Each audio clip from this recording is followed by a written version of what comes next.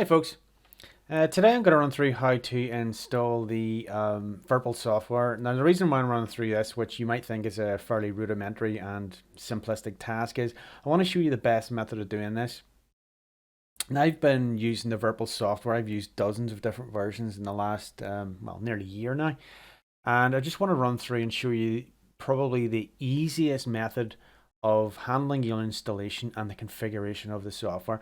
Now the software uses three configuration files, and by default they're stored in a program data folder or app data folder, which means if you're trying to have multiple versions, like you sometimes might want to have, some versions are better for other configurations and whatnot, and there are some bugs in certain versions that aren't present in others. So you may want to actually have different firmware versions running on your different pieces of kit. And to do that, you might, well, more than likely, you're going to need to have multiple versions of the Virpil software installed. So I'm going to run through how I handle that, and hopefully this will help you out and make this a less painful process. So today, the latest version available is the 30th of the 9th, 2019. So it's the 30th of September, 2019. First off, I'm just going to pull the exe installer out of the zip file. Then I'm going to right click on it and run as administrator. Right, this is the default install location, and this is where I do not want to put it. And the reason why is if I install it inside Programs x86, if I want to copy files in there, Windows is not going to let me do that, and it's going to piss and moan and generally complain. So I have my R drive where my games are, and also where my VPC software lives. Many different flavors. So I'll just rename the target folder. And I'm going to label it with the version ID number that goes with the version I'm going to install. So this is slightly different than it's been before. I'm just going to tick this one. I'm going to tick this one here for Pro mode. This means the user interface is slightly more complex, but it gives you full access to all the functions and features. Now, people complain about the Virpil software being like scary and hard to use. And I have to say, I've been using software for nearly 4 decades. And yes, the first time I opened it up, it was a WTF moment where I went, oh my God, this looks like the bridge of the Star Trek Enterprise. But with a bit of getting used to it and a bit of playing around, you kind of understand where all the different parts are, and it is reasonably laid out. It was designed to give you access to all the functionality, but it might not be the prettiest looking, but it's functional. It does the job. So I'm going to tick this for Pro mode, and I am going to tick this one here. This is a filter. Now, the way the software, okay, when you run the software, it shows you a list at the upper left corner of what devices it sees. With this being ticked, it will filter and show only the devices it recognizes, and it recognizes them by the VID and the PID of the device.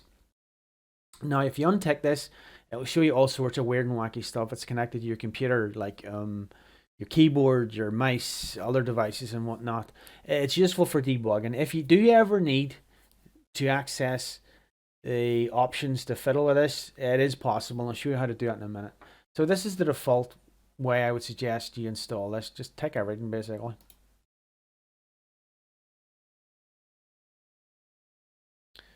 What I'm going to do is I'm going to bring the shortcut over.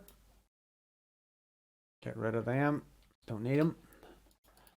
And I'm going to rename the shortcut so as to know which version I'm going to be playing with.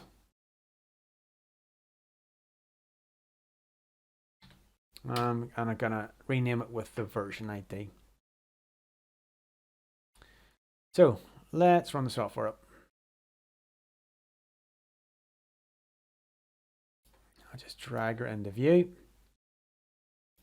And as you can see, it's complaining about the devices I currently have connected because they're not the same firmware revision as it is. So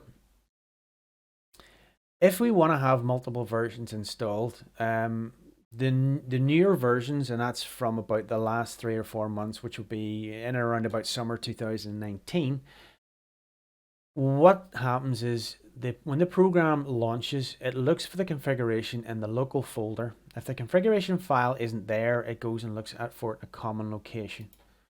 And the common location is your username, C users, your username, app data, local virtual, and then it looks for the files in there. So if you want multiple versions installed, you want these config files moved to where the exe is. And the reason behind it is because if you have multiple versions installed and they're all sharing the same config files, go to this firmware tab, it could end up you have the right piece of software loaded, but it's maybe picking the wrong firmware file when you go to flash something, and that could be a problem because they kind of need to match. So what I'm going to do is I'm going to right click on this, open file location, because that's where the exe is. These are where the current configuration files are. I'm going to select them all. I'm going to cut, and I'm going to paste them in here.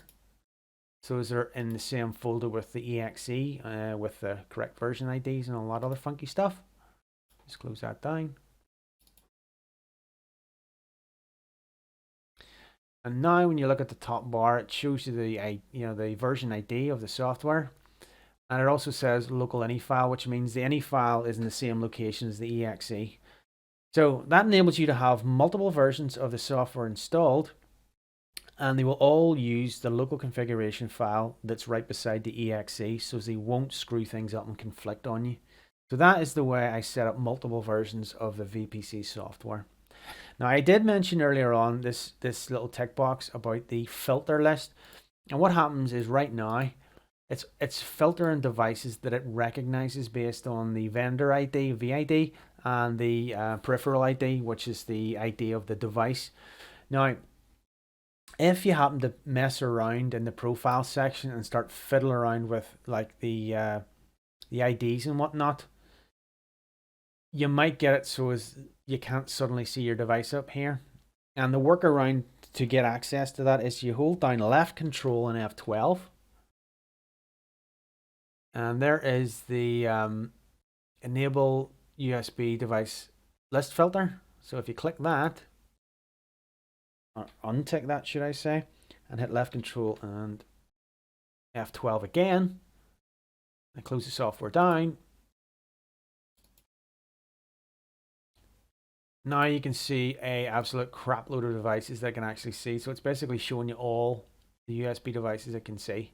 Generally, you don't want that on. If you mess around with the VIDs and the PIDs of something, say for example, you wanted to make a Warbird base and a Warthog grip match the VID and PID, for example, the Warthog would use, then it's probably going to hide it on this list, and this is how you unhide it. So I'm just going to switch that back on because I don't need that.